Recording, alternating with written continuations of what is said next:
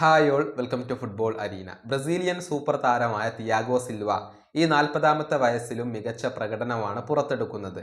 Brazilian ക്ലബ്ബായ ഫ്ലുമിനൻസിന് വേണ്ടി സ്ഥിരതയാർന്ന പ്രകടനം നടത്താൻ അദ്ദേഹത്തിന് കഴിയുന്നുണ്ട്. അതുകൊണ്ട് തന്നെ ബ്രസീലിയൻ ദേശീയ ടീമിലേക്ക് അദ്ദേഹത്തെ തിരികെ വിളിക്കണം എന്നുള്ളത് ചിലരെങ്കിലും ആവശ്യപ്പെടുന്നുണ്ട്.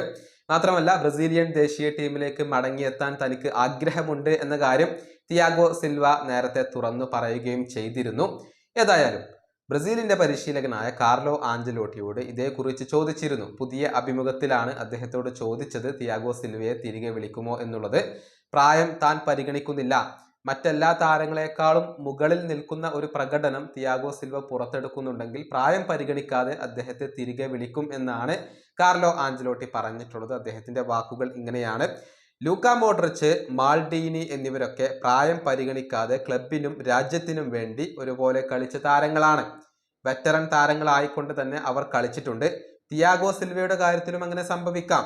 മറ്റുള്ളവരെക്കാൾ മികച്ച പ്രകടനം സിൽവ പുറത്തെടുക്കുകയാണെങ്കിൽ തീർച്ചയായും ഞാൻ അദ്ദേഹത്തെ ബ്രസീലിന്റെ ദേശീയ ടീമിലേക്ക് വിളിക്കുക തന്നെ ചെയ്യും. അദ്ദേഹത്തിന്റെ പ്രായം ഒരു പ്രശ്നമല്ല. ഇതാണ് കാർലോ ആഞ്ചലോട്ടി പറഞ്ഞിട്ടുള്ളത്. പക്ഷേ തിയാഗോ സിൽവയെ ഇനി ബ്രസീലിയൻ ദേശീയ ടീമിലേക്ക് തിരികെ കൊണ്ടുവരാനുള്ള സാധ്യത കുറവാണ്.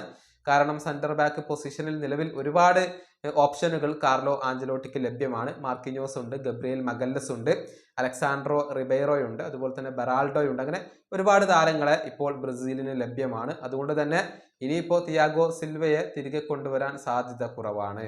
ഈ വീഡിയോ അവസാനിപ്പിക്കുന്നു. അടുത്തൊരു വീണ്ടും കാണാം.